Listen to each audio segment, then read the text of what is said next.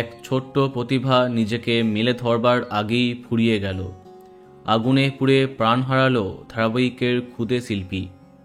রাজস্থানের কোটায় এক ভয়াবহ অগ্নিকাণ্ডে প্রাণ গেল জনপ্রিয় টেলিভিশন শো শ্রীমৎ রামায়ণের শিশু অভিনেতা বীর শর্মা এবং তার দাদা সূর্য শর্মার।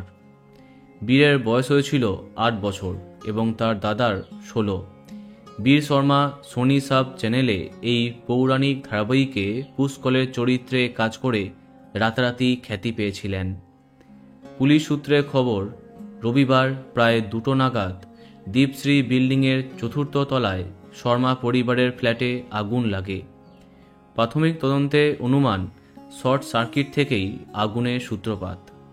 দুর্ভাগ্যবশত ঘটনার সময় 2 ভাই বাড়িতে একা ছিল। তাদের বাবা জিতেন্দ্র শর্মা, যিনি কোচিং সেন্টারের শিক্ষক, তখন একটি ভজন অনুষ্ঠানে গিয়েছিলেন।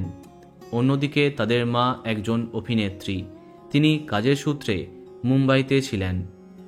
তার 2 ছেলের এমন খবর পাওয়া মাত্রই ফিরে আসেন মা রীতা শর্মা। এই মর্মান্তিক ঘটনায় পরিবারে নেমে এলো শোকের কালো ছায়া। 2 ছোট্ট প্রতিভা এইভাবে চলে গেল, এটা যেন ভাবলেই গা শিউরে ওঠে। তাদের হারিয়ে শোকস্তব্ধ বিনোদন দুনিয়া। বন্ধুরা, ভিডিওটি এইটুকুই। বাংলা বিনোদনের অন্যান্য খবর পেতে সাবস্ক্রাইব কারেন্ট পজ। ধন্যবাদ।